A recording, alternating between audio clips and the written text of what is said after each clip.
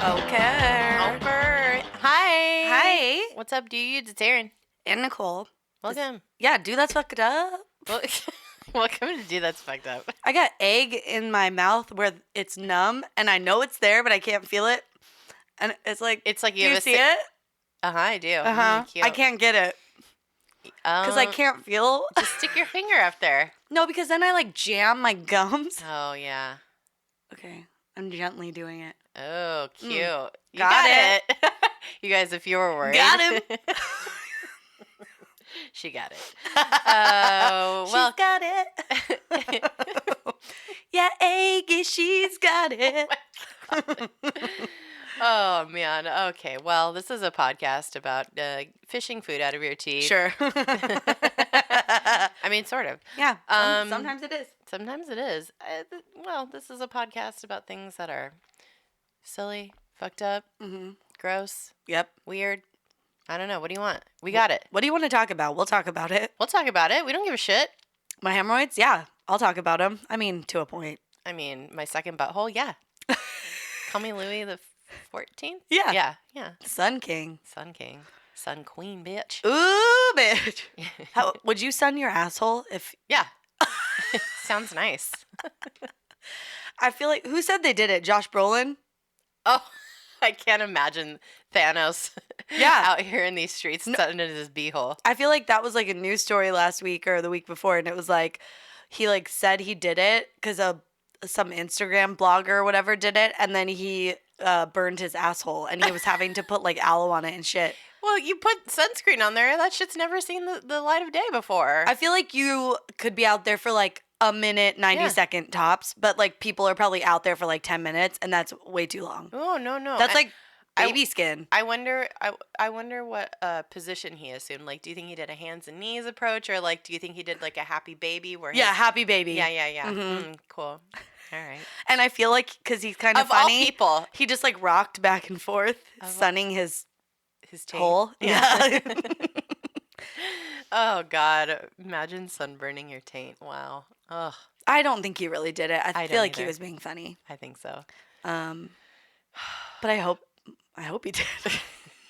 No, that's sad because he had like 2nd-degree burn. Imagine Thanos' peeling taint. I can't. I don't know. Huh? It's like, remember when I saw the movie and the person at the end was like, "Who's Thanos?" He got his Thanos burnt. Oh my God. Well, this has started off on the right foot. Yep. Well, any business this week for us? No, it's almost the end of the year, which is wild. Ugh. Crazy. I'm like, what happened? This has been a fucking weird year, man. Weird. Like lots of good stuff, but lots of really awful things. Yeah. For me personally. I don't know about you, but I don't know. It's been intense. Let's just put it that way. Yeah. I just feel like it's going so fast. Yeah.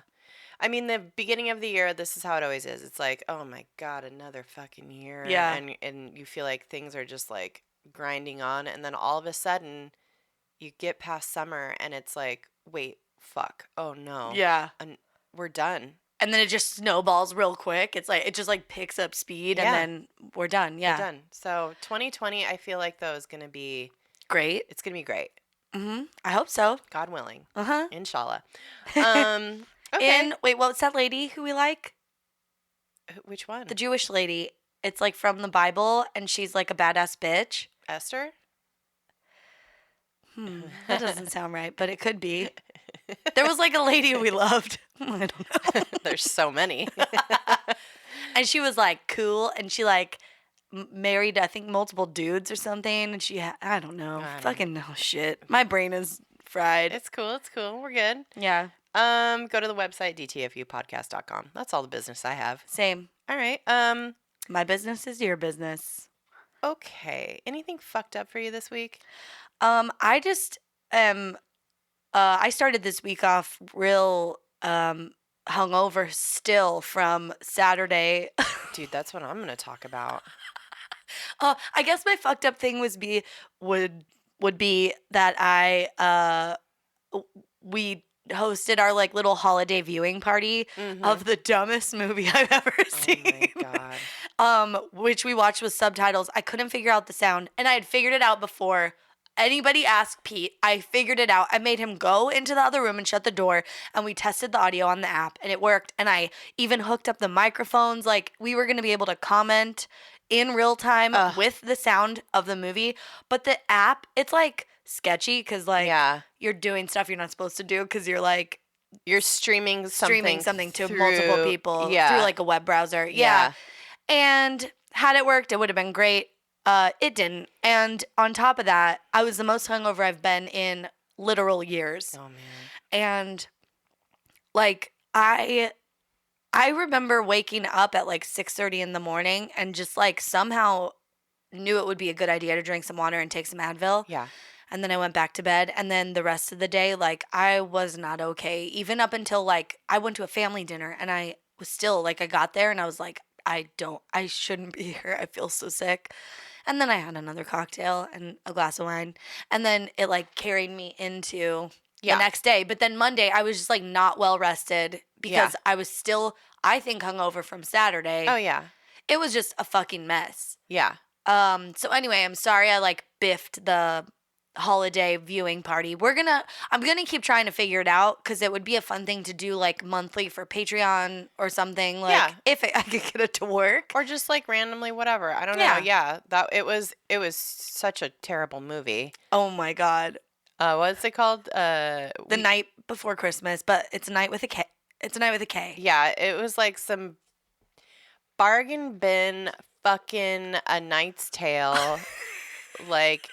Some knockoff Heath Ledger, R.I.P. Yeah. And just, it was a Hallmark movie, but like Netflix did it. Yeah. So like maybe they had a little bit better budget. I don't know. It was Fucking- still somehow worse. It was some like, it wasn't even Excalibur. It was your ex's Excalibur, okay? It was like Ooh. fucking trash. It was straight trash. It was so bad.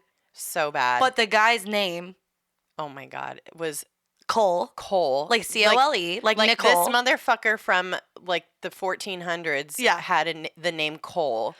But then what they didn't factor in was that he was a knight, and so he had the title of Sir. Yeah, so his name was Sir Cole, and it just sounded like they Circle. said circle through the entire movie. And I just kept going, bye, Circle. Hi, Circle. And laughing. We were just sitting on Erin's couch, not even talking to each other barely, because we were both just so like fucked up. Oh my God. And I just kept trying to like fuck with the app and it wasn't working. And then finally we just like sat there watching this dumb movie and like laughing at Circle. Yeah. Oh my God. That's how you know your brain cells are in the process of dying from the night before is when you just can't even talk. Oh my God. And you're laughing at the dumbest fucking movie of all time. Yeah. Yeah, it was a great time. It was fun. Yeah, that's my fucked up too, is my hangover from so Nicole and I went out last weekend and it was like for a friend's birthday. Yeah. And this is one of our friends since 8th grade. Yeah. And 7th grade for me. True. And I moved up to the mountains in 8th grade. So and then so I wanted to say that I have a deep love for tiki drinks. Oh my God. But they're also fucking deadly. Dude. It's like going to the beach and underestimating the ocean. Yeah. You know? Oh yeah. You get that beach vibe. You're like, oh, I'm having so much fun swimming. And then you get drowned by a fucking undertow. Yeah, the undertow's like, not today. Yeah, it's like, oh, you thought that was cute to swim out here. Bye. Yeah. Cute two-piece. It's coming off. Yeah. I'm gonna slam your ass into the fucking ground with this rogue wave. Hope you like sand in your vagina. Yeah. Yeah. Well, that's what tiki drinks will do to you. Yeah. They'll just fuck you up. Like, just you think you're having a good time, and all of a sudden, I know. You know what it is? Some are very sweet, and those ones, it's hard to drink like multiple. Yeah. But every so now and again, you get one that's like the perfect, like sweet and tart, and like it balances each other out so that you can drink a lot of them. and they're very strong. There's a lot of alcohol. Mm-hmm. And, like, you put, like, nutmeg in it and stuff, which isn't sweet, but it Mm. smells good. Yeah. It's like, yeah. And then, uh-oh. Uh-oh. Whoops. So we did that, and then we went out to another bar, Oh, my God. and our friend, another friend from 8th grade, was playing a show. Yeah. And we didn't even know, and it was like the most wonderful surprise to see our friend, and we just like got too excited, you know, when you're just like, oh, fuck yeah, everything's so cool right now. It's so oh my God, this is my best night of my life. Yeah, I mean, it was like kind of like that, and we just like lost our goddamn minds. Oh my God. Well, also, like, we haven't hung out just on our own like that yet since you moved here. Yeah. So that was like check the box one of like fun times. Yeah. Then we're with Sandra, our friend from middle school. So it's like nostalgia, check the box. Yep. On those fun times. Then we see our friend who is a dad of 3 girls. Like little girls. Yeah. And never see him out. Yeah. And he was our party friend. So then it's like check that box, even though he wasn't like partying that night. No, he was like being a responsible dad. Yeah. Well, he was working, but also it's like entertainment. So you're allowed to drink and work. You know what I mean? Yeah. But like he was like, no, if I drink tonight, tomorrow will be really bad. And I was like, smart. I'll have another gin and tonic. And then me with an actual child was like, yep, another round over here. Fucking hell. Erin's like, yeah, Erin was making friends with like all these randos. And I was like, tell him about our podcast. Oh, I got in a fight with a guy that night. Yeah, that was really funny. You didn't really. I mean, I was having a discussion. Heated discussion, yeah. A philosophical discussion about tipping. Yeah. And this man thought it was okay to not tip people in the God. service industry. Oh. I mean, he would tip them, but like the minimal. He's like, they're making plenty of money. And I was like, oh my God. I was what like, planet is he living on? I was like, sir, this is America. Nobody makes plenty of money here, especially in the service industry. Yeah. Like, I was like, I always tip 20%. Yeah. Like, same. No matter what. Standard. Yeah. Well, unless it's like a person has literally like shit in my food or something, then I don't know. Even then, I'm still 15 probably because I feel guilty if it's anything less. Yeah. I think the one time is like if you're paying cash and you buy like a $4 beer and you have a 5, tip $1. Yeah. And it's just a cracked, they just give you the can or whatever. I'm like, okay, this was a quick exchange. Yeah. This is like acceptable. Yeah. Oh, but that's still 25%. I just don't care. Like, I mean, I don't know. I worked in the service industry for a long time. Yeah. Like, I have a lot of good friends that work in the service industry, and it's just like, it literally is a small thing. Yeah. Unless you're, I don't know, out here spending thousands of dollars on food all the time. I don't know. Also, I just remembered after you guys had that altercation, I bought them drinks to like smooth it out. Fuck you. Did you tip in front of his face? No, but I think I was like, don't worry, I tipped or something. Oh, good. Yeah, okay. but I think, or maybe I got too many gin and tonics by accident. I just remember walking over and handing them drinks. I don't know why. They were like, oh my God, thank you. And I was like, oh, yeah. Listen to our podcast. Bye. You're so much nicer than me. I don't want to smooth things over with somebody who... I mean, I wasn't really involved. I just walked up at the end and tried to have your back, and then you walked away, and I was like, oh, no. I was like, it's not worth it. Bye. I can't talk to this person anymore. And then we went in the photo booth. Those were probably horrendous. Oh, they're on my refrigerator. Cute. They're cute. I should post them. They're very cute. Oh. We were drunk. Well...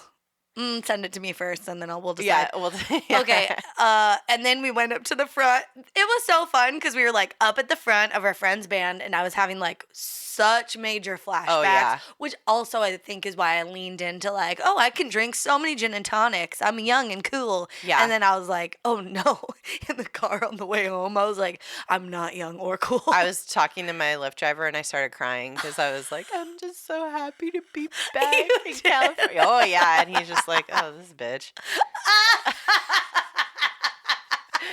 Oh, well, yeah. And then, so my hangover was pretty acute. Oh my God. Let's just say I vomited a lot the next day. And what? And shit? No. Oh.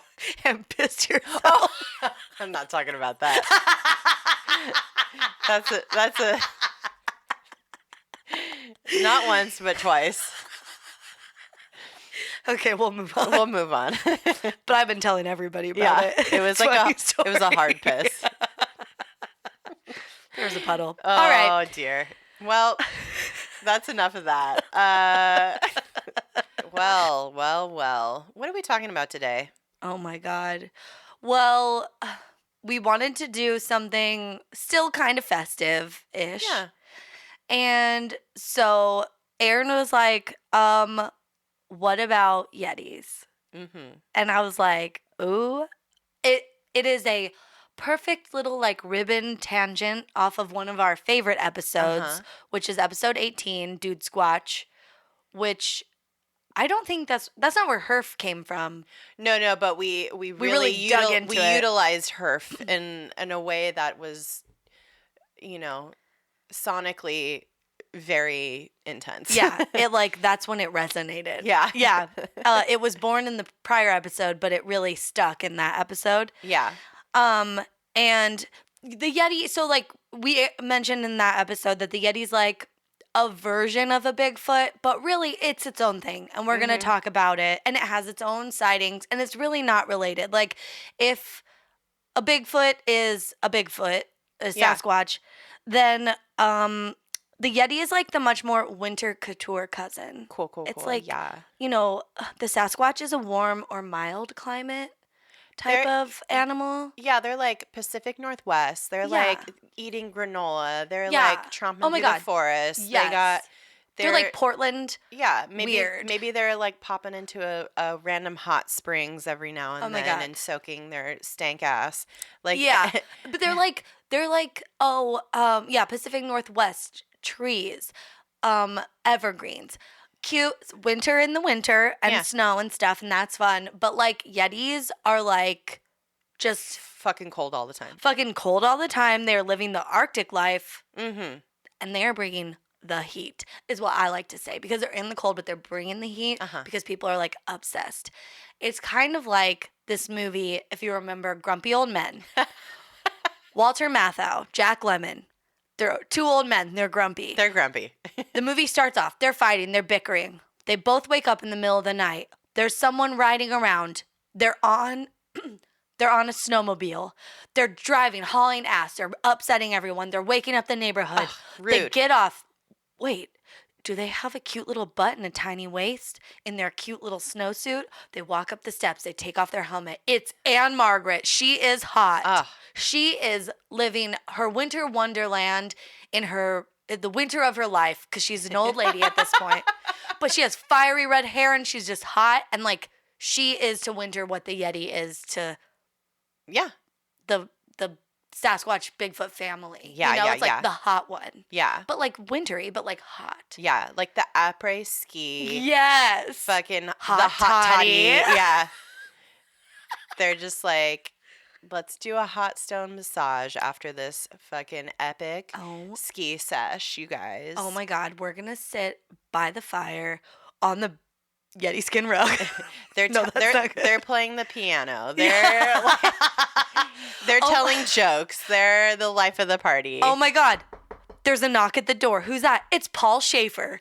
He's come to play songs on the piano and sing all night. Oh my God. Did anyone know he was coming? Wait, another knock. It's Tony Bennett. He's singing the standards all night. It's a fucking winter festive party. And the Yeti has a voice like an angel.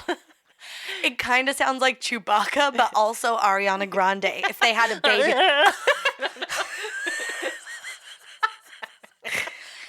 Hey.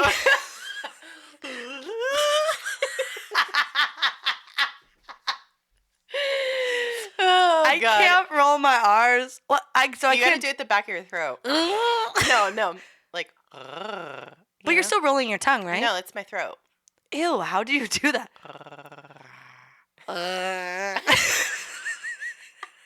Wait. It's that. But you gotta like you gotta relax your throat. That's exactly what the Yeti sounds like. I know, but it's like, ah, Yeah.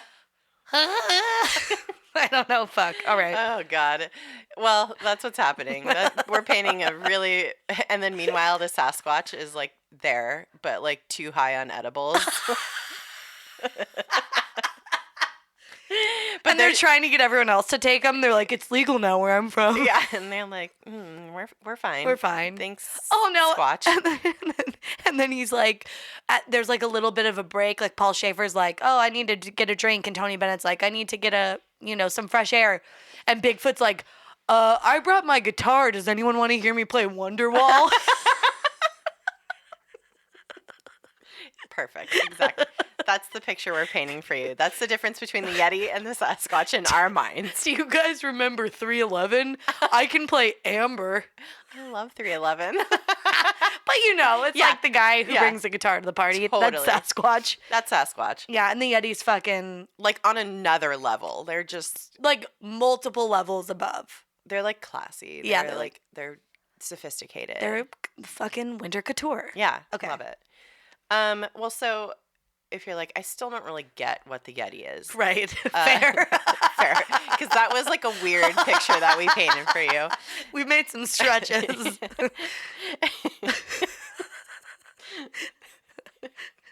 Why is Tony Bennett there? He's like 100 years old. I know. So the Yeti is a folkloric ape-like creature that's taller than an average human, but this is a total miss. Like, I don't know how this got mixed up in my brain. What? That the Yeti is from the Himalayan mountains and not from like the Swiss Alps. Oh. Like, I always thought that the Yeti was like living their après-ski life. Yeah, because of the Matterhorn. Because and of the stuff. Matterhorn and Disneyland and all these like Cultural crossings. And, we'll get into why that probably is, but like that was I guess like I knew that, but I didn't really. I didn't know that. I don't know. I didn't know that. And also, there's just a lot of stuff where it's like at some point someone took creative liberties because. Oh yeah. My idea of like a Yeti is very specific and not at all what it is. It is. Yeah. Or quote unquote is. Yeah. Well. Yeah. This. So the Yeti is actually very bear-like in but bipedal. Yeah. So it's walking around on two legs. But it is very bear-like. Yeah. But so this is another thing. I always envision like a big white husk, like a hulking, like a polar bear type, ish like vibes, but also like a polar bear and a Bigfoot. Yeah, polar combined. bear and a Bigfoot combined. That's like kind of my vision of it. I think culturally, what we've been kind of inundated with in images and. Because, I mean, it's a made-up fucking thing, so it could literally be anything. Oh, my God. Spoiler alert. Oh, sorry. I don't know you guys. Well, yeah, but it's not. It's, like, not even white when people see it. It's, like, reddish, brown, or gray, right? Yeah. Which I guess if it's light gray, maybe people could think it's white. Mm-hmm. And if you see it in the dark, who knows? I don't know. But it's, like... But the point is, the fur on this being is dark. Yeah. It's typically. not white with a blue twinge like I see on the cartoons. Yeah, exactly. So the names Yeti and Mete are commonly used by the people that are indigenous to the region, like in Nepal and like that region there, and it's this kind of folkloric figure is part of their history and mythology. Oh, so it's a very important creature. The lore of the man-like beast in the Himalayas has its roots in pre-Buddhist religion. Whoa. So the Lepcha people recognized a supernatural glacier being as one of their hunting gods and ruler of the forest creatures. Oh, that's fun. Yeah, I like that. And it wasn't until later that an early version of the term Yeti emerged. Most experts believe it derives from a Sherpa word. So if you remember our Everest episode, there's Sherpas who do it as a profession, and then Sherpas as an actual uh like like nationality. Like people. People, Yeah, yeah. as a people. So experts believe it derives from a Sherpa word, possibly Yeta, which means small man-like animal, or a Meti, meaning bear. Oh, So wires got crossed somewhere, and yeah, we got Yeti. some interpreted this weird, I think. So the Yeti started as the antagonist of many cautionary folk tales shared by the Sherpa people. Oh, that's fun. Yeah, so this has been. I mean, this is their Bigfoot. Yeah, if we had more people here that told the story of the Bigfoot. Yeah, if it was like more prevalent in folklore, like for hundreds, if not thousands of years, like this is what it would be like. It's like how our people in America talked about the great Christopher Columbus. I would say this is like maybe like a, I don't know what, old American, like a Paul Bunyan. Oh, Like okay. old American folklore. Paul Bunyan. Johnny Appleseed. Yeah. Okay. Those know? are fun. Ooh, earmark those for later. Yeah. Paul Bunyan, there's already so much in that for me. Yeah, love it. Okay. And then the phrase "abominable snowman," like this is what we in the West refer to the Yeti as. Mm-hmm. That term, though, appeared relatively recently and was born out of a messy mistranslation, of course. Oh. So in 1921, a contributor to an Indian English language newspaper interviewed explorers returning from the British Mount Everest reconnaissance expedition, and they talked about seeing large footprints on the mountain, and their guides were like, "Oh, that's the Meto Kangmi." Oh. And Kangmi translates to snowman and Meto to man bear. But the writer of this interview got it kind of fucked up and misinterpreted the word Meto as filthy. Instead of writing filthy snowman, he decided he liked the sound of abominable better. So the nickname. What a journalist. Yeah. They're like, it says in my notes, man, bear, snowman, but let's see. What's better? What's better? Filthy snow. No. It was very messy, the whole thing. So yeah, essentially the Yeti and abominable snowman are the same thing. They're not two different things, they're the same thing. But there's a proper name and then a misinterpreted name that doesn't exactly roll off the tongue. Abominable snowman is kind of hard to say. Yeah, it's too many syllables. Yeah. Abominable. Is that 5? Abominable. Yeah. Whoa. Yeah. Too many. Yeti. And I don't even know what that word means. It's like an abomination? Yeah. Oh, okay. I don't know.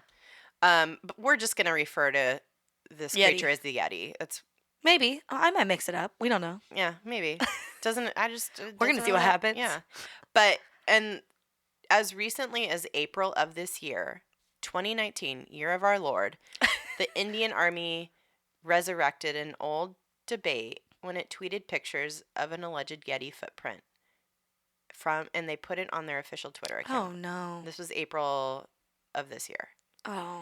And so they did this. The Indian Army posted a picture on their Twitter of a fucking quote unquote Yeti footprint, and people were like, "What the fuck are you doing?" They're like, "Hey guys, remember this when we saw the Yeti footprints?" It's like, oh no. It's like, this is like a fucking government agency. Oh, Can you imagine if the Navy was like, I don't know, here's a fucking Godzilla. Oh my god. Scale. Paul Bunyan. I don't know. Look, Paul Bunyan's eating flapjacks at the Denny's on Route 9. And it'd be cute if it was like a joke, but this seems like it wasn't a joke. I don't know. And people were pretty pissed. A lot of Indian scientists were like, "The fuck are you doing?" Yeah. Oh no. Yeah. So anyway, but there's a lot of kind of rich history around it. Yeah. This folklore on its own existed for a long time, but then things start getting a little bit more start spreading out to the world. This kind of lore becomes more known throughout the world in the 19th century. Okay. Because that's when white people started going and trying to explore in the Himalayas. Oh god. Yeah. So yeah. Starting in 1832, for example, this guy James Princip, he had this journal of the Asiatic Society of Bengal, and he published a account from another, I think, British trekker called B.H. Hodgson, and he Butthole Hodgson.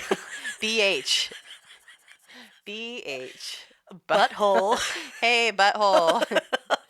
Butthole Hodgson's account of his experiences in northern Nepal.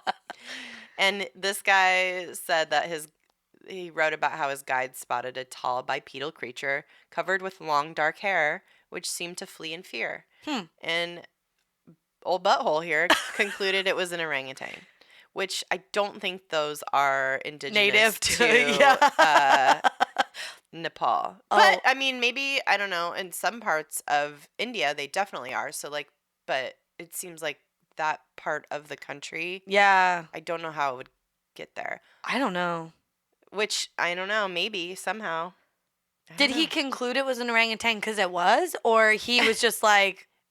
Yeah, I think he was like, I don't know what else that could be. Orangutan. Yeah, oh, okay, I see.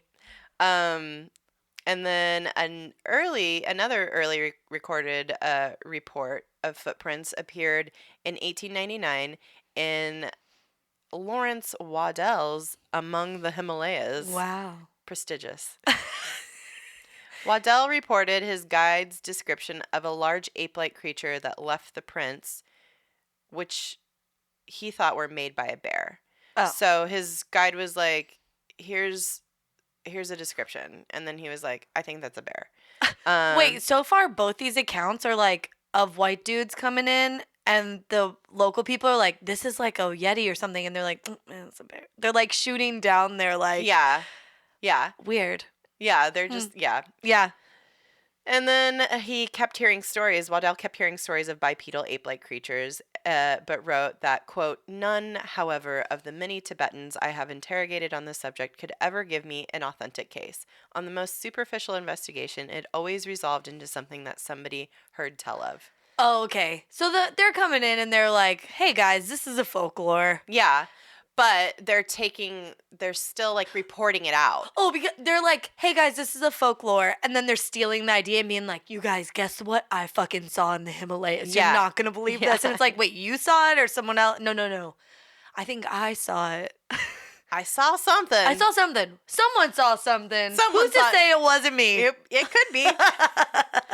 And then so this starts getting ingrained. Yeah. This is like late 1800s. Like stuff starts like popping up like, ooh, do you hear about that thing that's in the Himalayas? Or someone like, there's some monster or something. Yeah. And so more and more people go and start exploring this area. And then in 1925, N.A. Tambazi, a photographer... Not again. Not again.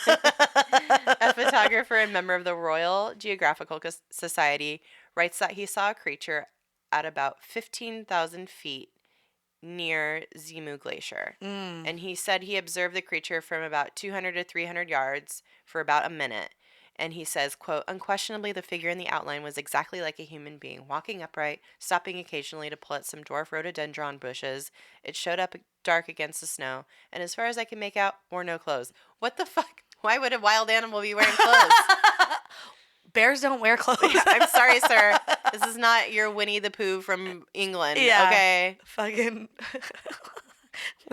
Wait, how come we say Donald Duckin and not Winnie the Poohin? Oh, I say Winnie the Pooh. Oh, you do? Yeah, where you just don't wear pants? Yeah. I mean, either one. And Donald Duckin, yeah. I mean, it's like a Yeti and an abominable snowman. It's the same thing, just different. Yeah.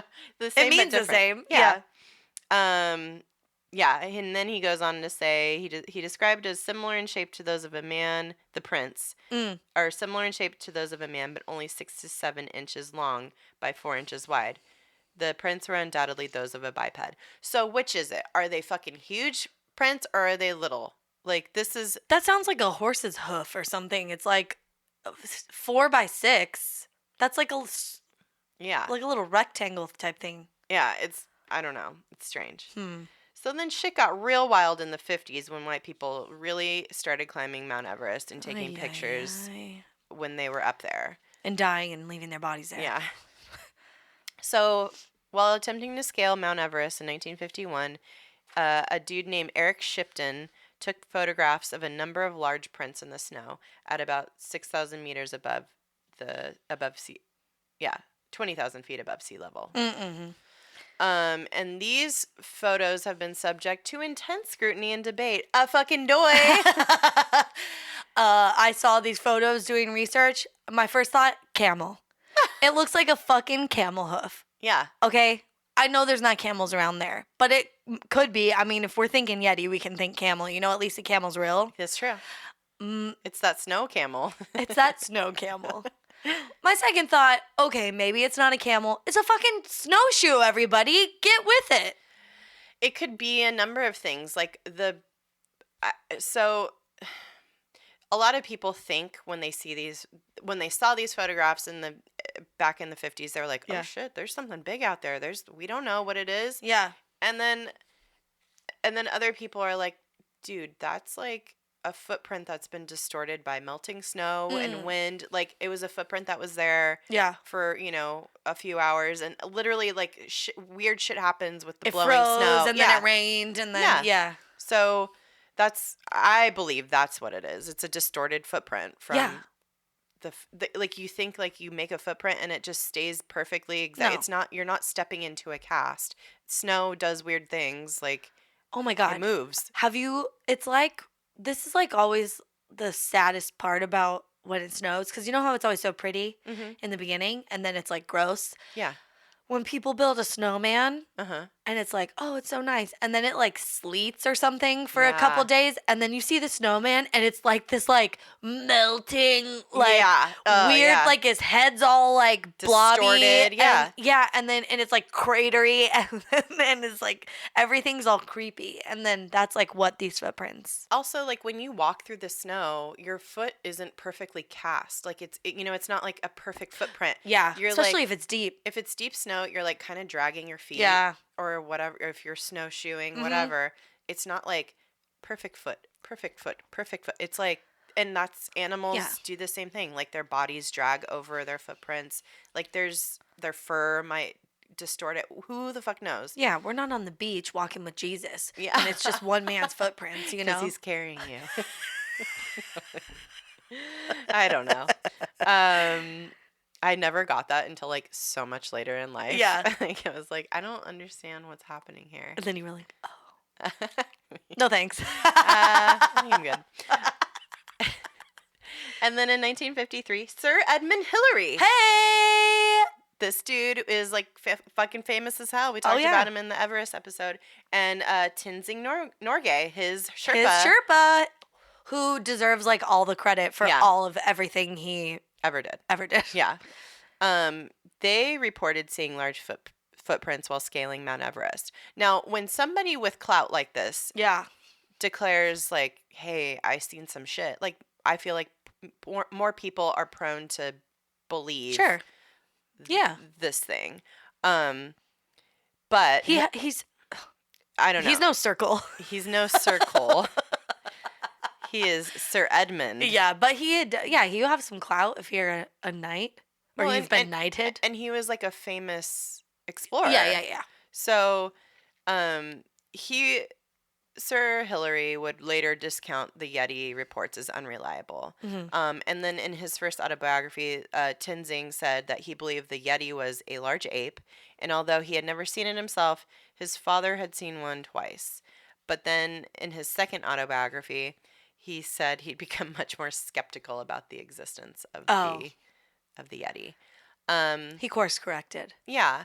And I mean, this Tenzing Norgay was somebody who is extremely familiar with Everest and the folklore. And so above all, I would take him, like, being in that culture and just knowing, like, okay, this is a thing. Yeah, this is like the urban legend. It's already like in his subconscious. So he might be more susceptible to believe it. But then he's been out on the fucking mountain in crazy situations where people have never really been before. Yeah. More often than anybody else. And so if he is the expert, in my opinion. Yeah. And he doesn't believe it. And then the United States government got all caught up in this and thought that finding the Yeti was likely enough, I guess, that they decided to Oh my God. create 3 rules for American expeditions searching for it. Um, obtain a Nepalese permit is rule number 1 You have to climb climb that. Yeah. Everest. And then number 2 is do not harm the Yeti except in self-defense. And then 3, let the Nepalese government approve any news reporting on the animal's discovery. Oh. See, now this is like, you know how sometimes, like, I don't know, the government does silly stuff, like, in case of zombie apocalypse, Uh-huh.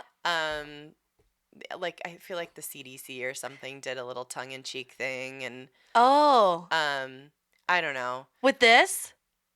Like, well, I don't know. Oh, That's yeah, what I'm yeah, saying. yeah, Is yeah. this like a tongue-in-cheek thing? Is it like, are they trying to be funny? Yeah, but I don't think so. Like if every year around Christmas or whatever they like issue like flight patterns for Santa or whatever like to be cute and like so you could share that with your kids or whatever and it feels real. Yeah. That's interesting. That's kind of, I don't know. That's what I think it is, but yeah. who knows. And then, and this is my favorite. Okay. In 1959, actor Jimmy Stewart. Oh my God. Is that him? Yeah. While visiting India, reportedly smuggled the so-called Pangbachi hand, which the Pangbachi hand, which was like a relic of a fucking Yeti, apparently. And he put it in his fucking bag, and he flew from India back to London. And I did an impression too early. No, that's good. You gotta sprinkle him in.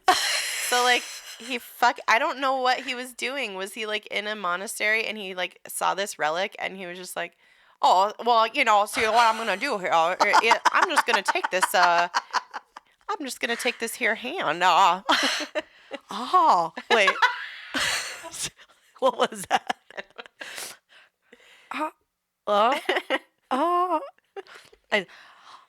Pangbachi hand. I can only do Jimmy Stewart as done by other comedians. Yeah. Like, that's how I hear it in my head, which is so, like, Dana Carvey's Jimmy Stewart is, like, the best. Ha ha. That's a wonderful life. Is that him? Yeah. Well, anyhow. I'm going to take this hand, and I don't care. I'm going back to London with it, see? I don't know. That was like a fucking gangster. Well, that was that. So good. Okay, so then in 1960, Sir Edmund Hillary's back in the mix, and he's like, you know what? I'm going to just do an expedition to collect and analyze. Wait, sorry. What was the Pangbachi hand? It was like people said it was a relic of a Yeti. It was it was like a Yeti hand. Okay. Weird. Yeah. Why isn't it called the Yeti hand? Well, because it was found in. That's where it was found. Yeah. Oh, okay. Yeah. So Sir Edmund Hillary was like, let's just put this to bed. Let's fucking find physical evidence of a Yeti. Let's do it. It's now or never. We're doing it or we're not doing it. Yeah. We'll do it live.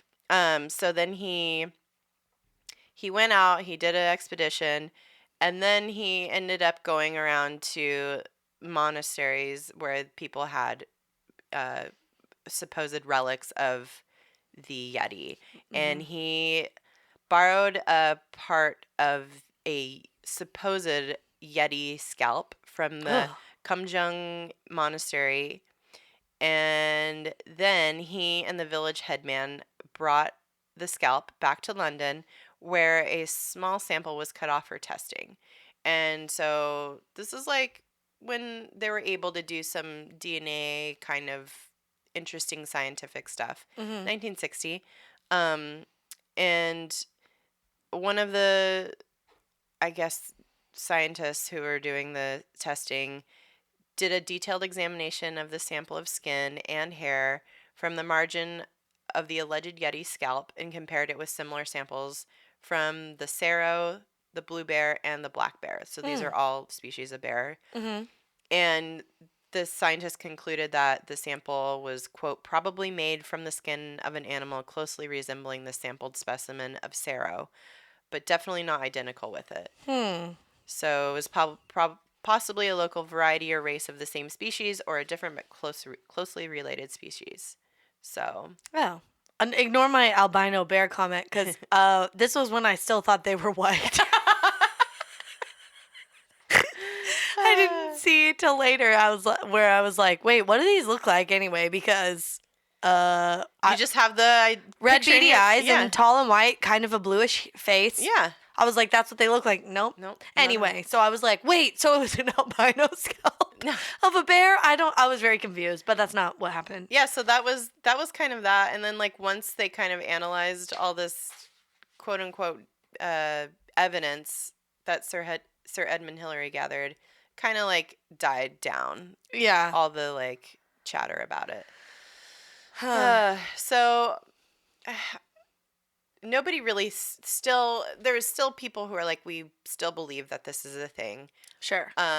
But in 2017, a bunch of evidence, quote unquote evidence, had been gathered from the Tibetan Plateau and museum collections, and was analyzed by a state university of New York in Buffalo group of scientists, and they found the biological root of the Yeti legends to be local bears. Mm-hmm. So it's bears, you guys. It's bears. It's bears. Hey guys, it's bears. It's the bears. It's the bears. So like, for example, they took like, there's random teeth and bones and fur and whatnot. And bear. One tooth was from an animal in the dog family. Now, this could have been an ancient dog. Or a wolf or something. Wolf. Yeah. Because the tooth was like really big and it was, sure, whatever. A canine. And like it could have been something that was around tens of thousands of years ago, but it was a bone that or a tooth that was unearthed. Yeah. Like in modern day. And then the paw of the Yeti. You mean my paw? The one that Jimmy Stewart stole. That one of those paws, hands of the Yeti that was kept in a local monastery came from a black bear. And another bone, also kept as a monastic relic, was from a Tibetan brown bear. So it's bears. Bears. Oh my God. Paw, when you said the hand, it's like, I don't know. Is it a paw or is it a hand? I kind of wish. No, but I kind of wish it was like little hands, like a little raccoon hand. Yeah, like a raccoon hand. And then, I mean, technically those are still paws, like raccoon paws. Oh, okay. Yeah, it's a paw. Yeah, it's a paw. Sorry. So yeah, that's basically that's it. I'm so sorry. It's like very anticlimactic. Well, the good news is that if you want to see one, you can climb Mount Everest, but that means you're a piece of shit, so don't do that. Well, and I was reading about where they might also be, and there's like rhododendron forests that are like not on the mountain; they're like in the area. Yeah. And they seem pretty temperate, like kind of like the Pacific Northwest. Oh, okay. So that's where the beloved Sir David Attenborough believes they are. Oh. He believes that they might be out there. That's, I know.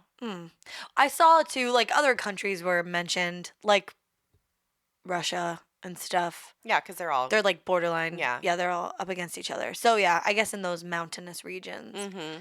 But you can see one for real if you go to Disneyland. That's right. On the Matterhorn. The cartoon kind that is white with red beady eyes that are scary as fuck. And that we internalized as what a Yeti looks like. And from like the claymation cartoons on like Christmas morning and shit. That's right. It's all that stuff. But the abominable snowman, like that's what I think of. Yeah. When I think of that. But you can see a Yeti up close and personal on the Matterhorn, and I'm going down a little bit of a rabbit hole here, so just bear with me. It's not necessarily Yeti content, but it's Yeti adjacent. Okay. You can also go, I said, or better yet, T. Hey-o. That's why they're paying me the big bucks. Just kidding.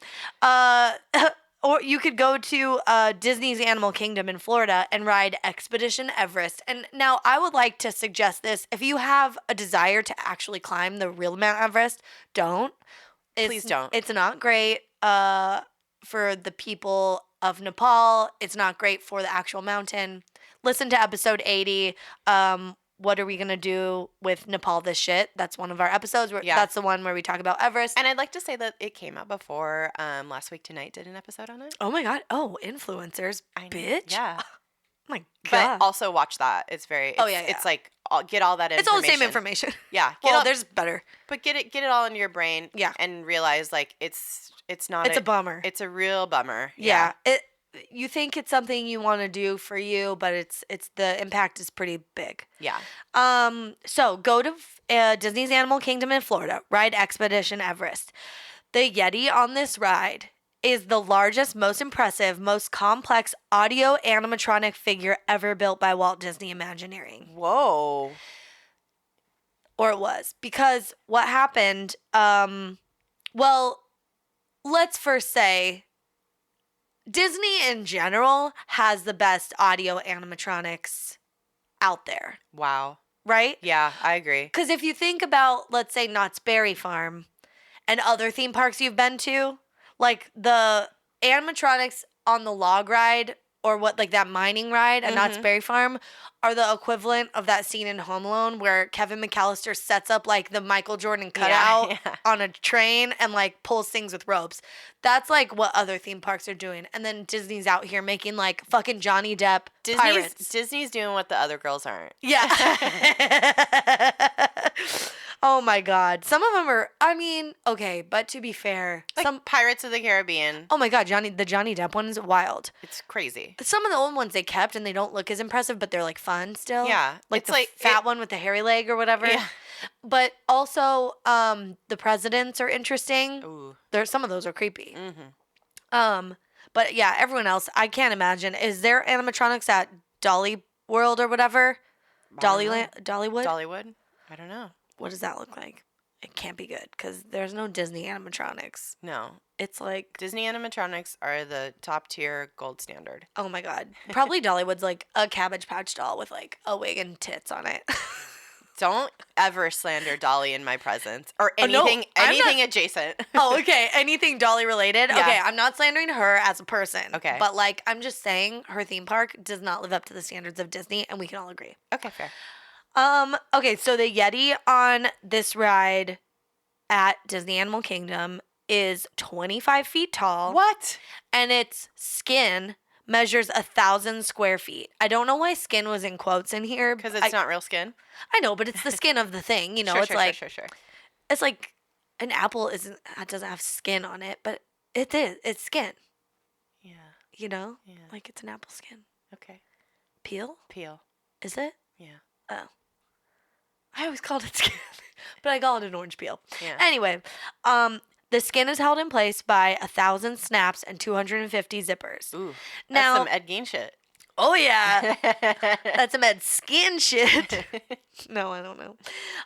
The Yeti's movement is controlled by 19 actuators when functioning in A mode. And in A mode, it's in full operation, and it can move 5 feet horizontally and 18 feet vertically. I don't think so. Dude, this fucking Yeti is on this ride chasing you for... I don't like it. I know. Chasing you for 5 feet and 18 feet. It's just fucking... You like zoom by it and it's up and down, side to side, all up in your face. It's so weird because like this image of it is just the complete opposite of what any kind of like sightings are actually have been throughout history. Like a Yeti it's always been just like minding its own business, like digging around in the fucking snow, or it just runs away. It must have been like people heard about the abominable snowman, like in that phrasing probably. Yeah. And we're like, what would that scary. look like? Yeah. Like probably like animators were like, this is what I think it would look like. It's all from people's imagination and maybe taking some of the folkloric kind of ideas and infusing them with like an element of danger, because like anytime you're out exploring somewhere and there's the feeling of there's some unknown and there's dangers. It's like, no, the dangers are you can freeze to death. Yeah, yeah. There's so many more things Yeah, that yeah. are dangerous than a fake made up imaginary creature. Uh-huh. I don't know. I don't know. It's wild. Yeah. Well, this ride is scary, or it was, because a few months after the ride opened in 2006, the Yeti figure's framing split, and it basically threatened the Yeti into like catastrophic malfunctioning if my it were God. to be continued to operate in A mode, but they built in a backup mode, B mode. And what that does, so it doesn't move. This is some Westworld shit, I man. I know. So the Yeti doesn't move side to side, up and down anymore. It just is operated with a strobe light to give the appearance of movement, like the one in Matterhorn, I feel like. And that's why it got the nickname Disco Yeti. Okay, now I love it. Oh my God, it's so good. And then, okay, I was like, we went down this rabbit hole. Also, this is just like so many episodes coming together. But we did. It really is. I know. We did an episode about deaths at Disneyland, or like the lack of deaths at Disneyland. A dude died on this ride in 2007. Whoa. But since it's Disney, they don't frame it that way. He was found unconscious when the the ride came back into the station. And so then they took him to the hospital. That's where he was pronounced dead. It was not from the ride, but just another example. Nobody's dying on the Disney property. Yes, nobody's dying on the Disney property. So just another example of like that sort of situation. He had dilated cardiomyopathy, which is like heart disease, a result of heart disease. So it was like completely unrelated, but just another example. And I wonder if he died right when you saw the Yeti, or like Disco Yeti. Maybe it excited him. Yeah, I don't know. Well, but they always say don't ride a ride if you have a heart condition. I know. I don't think he knew he had heart disease. Yeah, bummer. I know. I don't think a lot of people don't know that they have that. That's true. But I think it's good that they switched it into B mode, because like they could kill someone if the Yeti just fucking like launched up off and like killed God, them. dude. And they can't fix it. So like they wanted to rebuild it, but they can't fix it because they'd have to like take apart the ride like fully. Like, because it's like enshrined in the fucking it's ride. like built on layers of the ride, and like so it's like this whole big mess. But it works for now. The Disco Yeti, it's like kind of a fun thing. That is wild. I know. And this is where a hole opens up in the space-time continuum, because we have talked about too many previous episodes coming together in this one episode. I love it. It's kind of like an accidental recap. Yeah, it is. Oh my God. Yeah, it's like of our some of our greatest hits over the past couple years. Those are them. Huh. Oh my God. Yeti bringing us together, a mythological, magical creature. Oh my God. So many fun times. So, what are your final thoughts and feelings about this? I don't care. Yeah, fair. No, it was fun. I don't know. I'm the most interested in learning why we had such a different perception of like what the Yeti is, and then it's like, oh no, that's not what it is at all. And it's just weird how there's such a disconnect between pop culture and like historical quote unquote sightings. Yeah. It's weird how it's so vastly distorted. Different. Yeah. I don't know. And then now I'm wondering like what other things are like that. Well, like, isn't there a new? It's like how Jesus is white. Yeah, like exactly. No, that is what I mean? Hard no. Yeah. No, yeah. There's like a new Disney movie out, I think, like called Abominable. Yeah. And it looks super cute, and that's like what we have in our mind of what a Yeti looks like. Yeah, and it's not. No, at all. We don't know. It's a bear. It's a bear. It's and a man bear pig. My bear. Oh my goodness. And it has dark fur, and it's just like minding its own business. Yeah. It couldn't look less like the White Walker polar bear type being that we think of as a Yeti. Yeah. You and I. Everyone else, I don't know. Maybe they'll chime in. Maybe they'll say, no, I knew it looked like this. And so a lot of it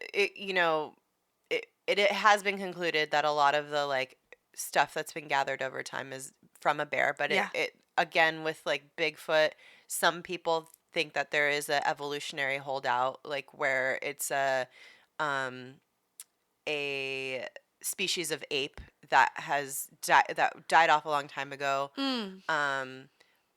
And it's just still chilling. There's like maybe A couple left. Yeah, a couple left. So, but that's pretty unlikely at this point. Especially if they've connected the DNA to like the findings to bears. 'Cause Yeah. bears and apes, I don't think are like No, they're they're separate. totally separate. Yeah. Until there is some evidence of any kind of ape DNA that they find, then maybe. But Yeah. so far, it's just bears. Yeah. Well, that's all I got. Same. Hope you like our Jimmy Stewart impressions. They were terrible. Really sorry. Terrible. Terrible. Terrible. No, that's not. That sounds like Winston Churchill. I don't even know what he sounds like. Oh, dear God.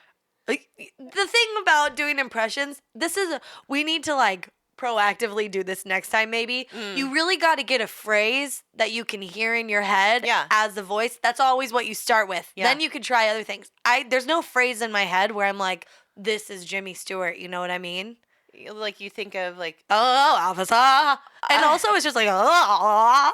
I always think of It's a Wonderful Life, where he's like getting fucking like real turnt at the savings and loan, like, oh, your money isn't here. It's at John's house on the farm, like, you know, on the farm. Like, I don't know. That was pretty good. Thanks. But you know, I have the phrasing in my head. And again, I'm only thinking of Dana Carvey doing a Jimmy Stewart impression, so wires are crossed, things are bad. Or like, what's like, I don't know, any other movie of his, but yeah, it's hard. I don't know. I haven't seen those movies. Okay. Well. All right, guys. Thanks for listening. Sorry to burst your bubble about You're welcome for the premium content. about the Yetis. Yeti spaghetti. I thought you said about the Eddies, and I was like, that's funny. Eddie the Yeti. That's a cute children's book. I love it. I'm gonna write it. Copyright. Trademarked. Yeah. You know what? Follow us on social medias. Oh my gosh, DTFU podcast everywhere. I would maybe for like an end of the year present for us, you'll leave us a 5-star review on iTunes. Wouldn't that be sweet? Oh, that'd be real nice. Oh my gosh. You don't have to write anything crazy. Just be like, just leave a review. This podcast is I like it. The tits. I don't know. You can just say I like it a lot. I like it a lot.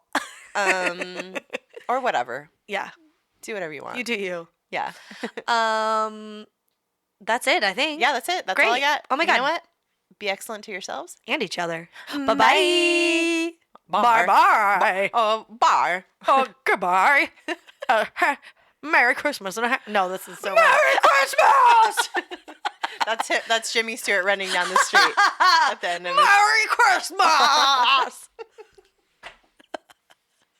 And happy holidays!